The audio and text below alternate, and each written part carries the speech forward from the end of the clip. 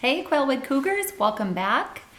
Okay, I hope you enjoyed my husband's reading of the BFG yesterday. It is truly one of his favorite books, and I always appreciate just having a day to enjoy someone else reading. Okay, a quick joke. How do you talk to a giant? Use big words. Okay, so these BFG, you've probably figured out, has to do with a giant. So if you don't know what the BFG stands for, I'm going to wait a couple of more chapters before I tell you. But Roald Dahl is one of my very favorite authors. He wrote Charlie and the Chocolate Factory, James and the Giant Peach, Matilda. I can go on and on. Just a wonderful children's author. And this is one of my favorite books. All right, so I'm going to read the chapters that are called the BFG and the one after that called the Giants. Okay, the BFG. The giant picked up the trembling Sophie with one hand and carried her across the cave and put her on the table. Now he really is going to eat me, Sophie thought. The giant sat down and stared hard at Sophie. He had truly enormous ears. Each one was as big as the wheel of a truck, and he seemed to be able to move them inwards and outwards from his head as he wished. "I is hungry," the giant boomed. He grinned, showing massive square teeth.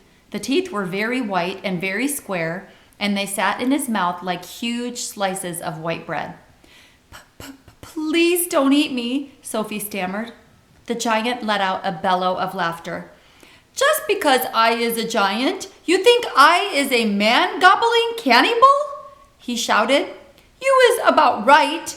Giants is all catty-bully and murderful, and they does gobble up human beings.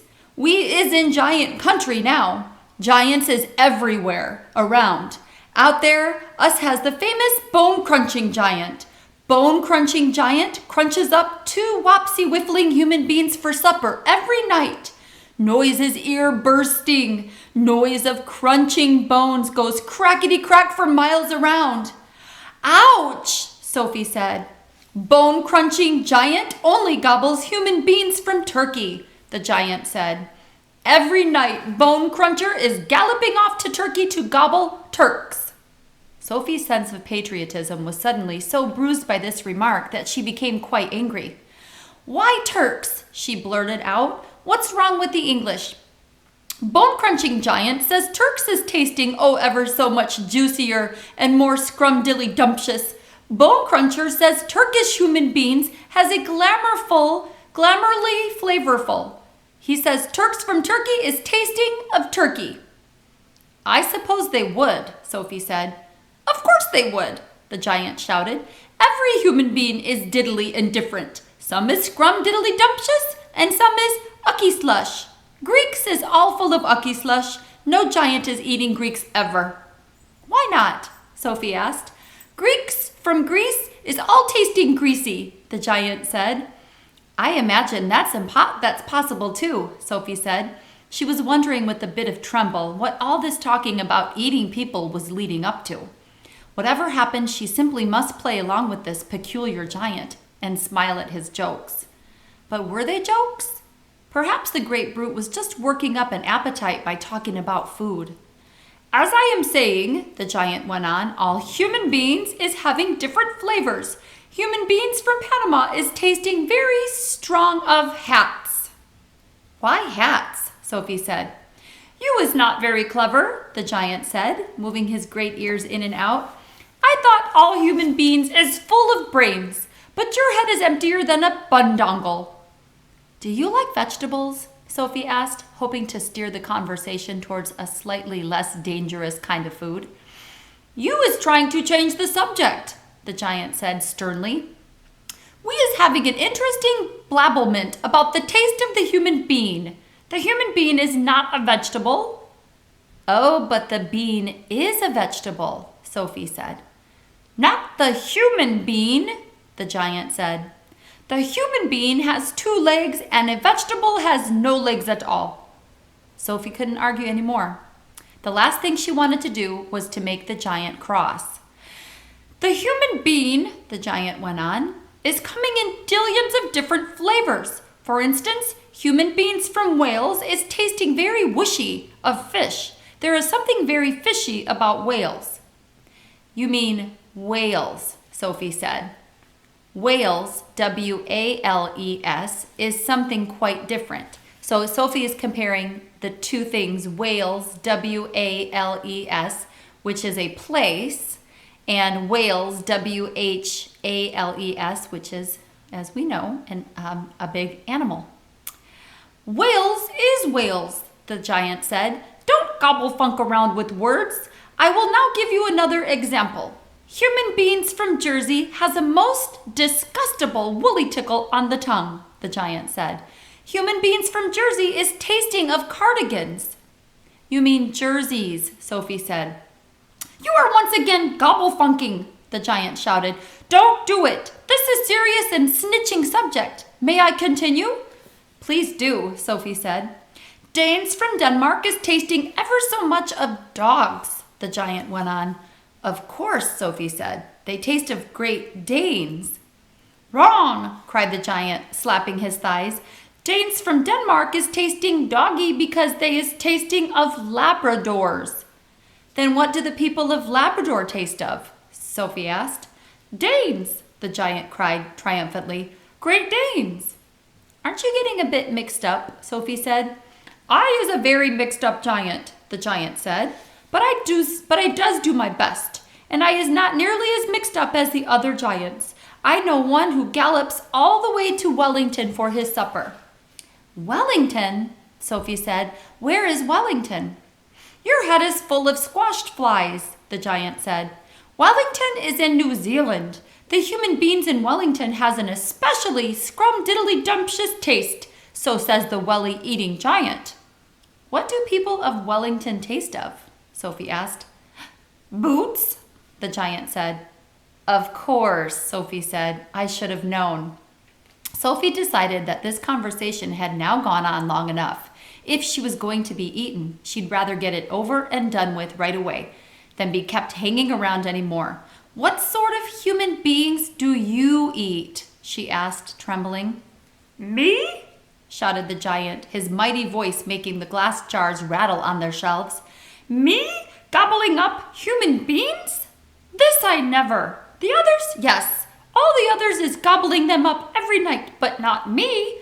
I is a freaky giant. I is a nice and jumbly giant. I is the only nice and jumbly giant in giant country. I is the big friendly giant. I is the BFG.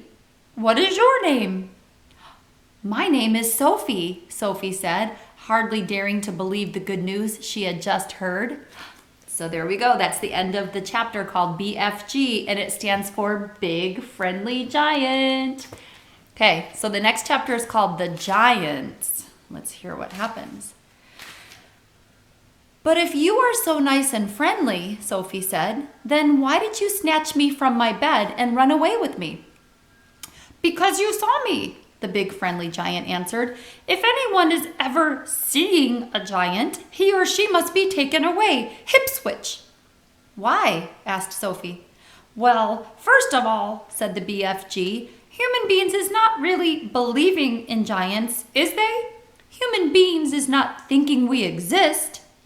I do, Sophie said. Ah, but that is only because you have seen me, cried the BFG. I cannot possibly allow anyone, even little girls, to be seeing me and staying at home. The first thing you would be scuttling around, yodeling the news that you were actually seeing a giant. And then a great giant hunt, a mighty giant look-see, would be starting up all over the world with the human beings, all rummaging for the great giant you saw and getting wildly excited. People would be coming, rushing and bushing after me with goodness knows what, and they would be catching me and locking me into a cage to be stared at. They would be putting me into the zoo or the bumpkin house with all those squiddling hippo dumplings and crocodile dillies. Sophie knew that what the giant said was true. If any person reported actually having seen a giant haunting the streets of a town at night, there would most certainly be a terrific hullabaloo across the world. I will bet you, the BFG went on, that you would have been splashing the news all over the wonky world, wouldn't you, if I had not wiggled you away?" "I suppose I would," Sophie said. "And that would never do," said the BFG. "So what will happen to me now?" Sophie asked. "If you do go back, you will be telling the world," said the BFG. Most likely on the telly bumpkin box," and the radio speaker." It's really hard to talk BFG talk, so forgive me as I'm reading this out loud. I'm doing my best. "So you will just have to be staying here with me for the rest of your life." "Oh no," cried Sophie. "Oh yes," said the BFG, "but I am warning you not ever to go whiffling about out of this cave without I is with you, or you will be coming to an ucky-mucky end. I is showing you now who is going to eat you up if they is ever even one tiny little glimpse catch of you." The big friendly giant picked Sophie off the table and carried her to the cave entrance. He rolled the huge stone to one side and said, "Peep out over there, little girl, and tell me what you is seeing." Sophie, sitting on the BFG's hand, peeped out of the cave. The sun was up now and shining fiery hot over the great yellow wasteland with its blue rocks and dead trees. "Is you seeing them?" the BFG asked.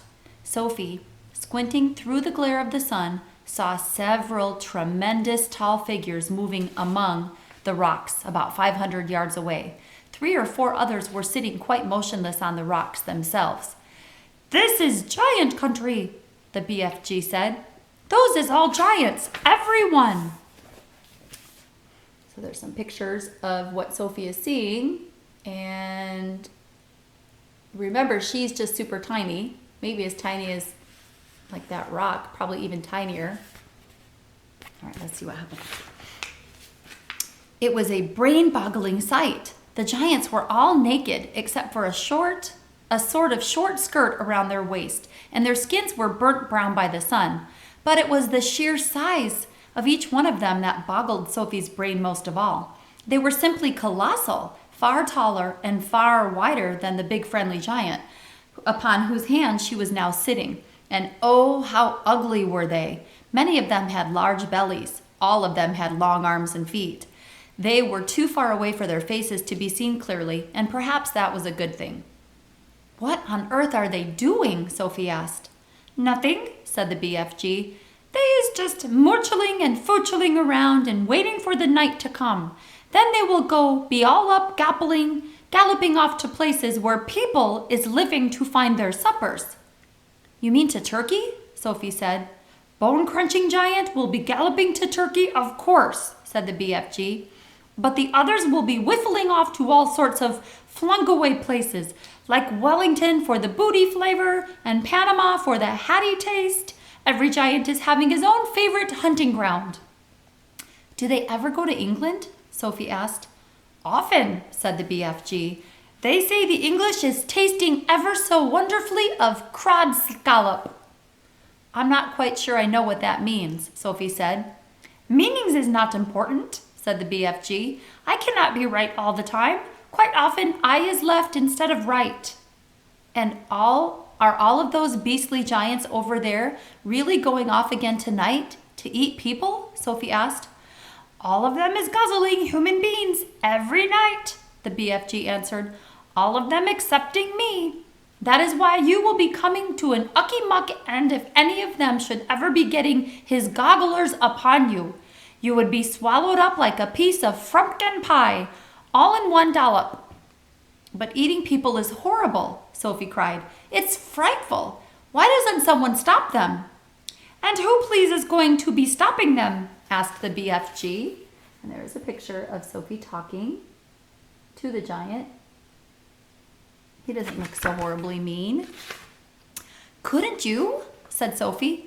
"Never in a pig's whistle," cried the BFG. "All those man-eating giants is enormous and very fierce. They is all at least 2 times my wideness and double my royal highness." "Twice as high as you are?" cried Sophie. "Easily that," said the BFG. "You is seeing them in distance, but just wait till you get them close up. Those giants is all at least 50 feet tall with huge muscles and cockles alive-o. I is the itchy one. I is the runt. 24 feet is puddle nuts in giant country. You mustn't feel bad about that, Sophie said. I think you are just great. Why, even your toes must be as big as sausages. Bigger, said the BFG, looking pleased. They is as big as bumplehammers. How many giants are out there? Sophie asked. 9 altogether, answered the BFG. That means, said Sophie, that somewhere in the world, every single night, 9 wretched people get carried away and eaten alive? More, said the BFG. It is all depending, you see, on how big the human beings is. Japanese beans is very small, so a giant will need to gobble up about 6 Japanese before he is feeling full up. Others, like the Norway people and the Yankel Doodles, is ever so much bigger, and usually 2 or 3 of those makes a good tuck-in. But do these disgusting giants go to every single country in the world? Sophie asked. All countries excepting Greece is getting visited sometime or another, the BFG answered. The country which is a giant visits is depending on how he is feeling. If it is very warm weather and a giant is feeling as hot as a sizzle pan, he will probably go galloping far off to the Frisbee North to get himself an esquimino or 2 to cool him down. A nice fat esquimino to a giant is a lovely ice cream lolly to you. I'll take your word for it, Sophie said. And then again, if it is a frosty night and the giant is fridging with cold, he will probably point his nose towards the sweltering hotlands to guzzle a few Hottentots to warm him up. How perfectly horrible, Sophie said. Nothing hots a cold giant up like a Hottentot, said the BFG. And if you were to put me down on the ground and I was to walk out among them now, Sophie said, would they really eat me? Like a whiff's whittle, cried the BFG. And what is more, you is so small, they wouldn't even have to chew you. The first one is to be seeing you would pick you up in his fingers and down you go like a drop of drain water. Let's go back inside, Sophie said. I hate even watching them. Oh my goodness. Kind of scary. Okay, so the next chapter is called The Marvelous Ears.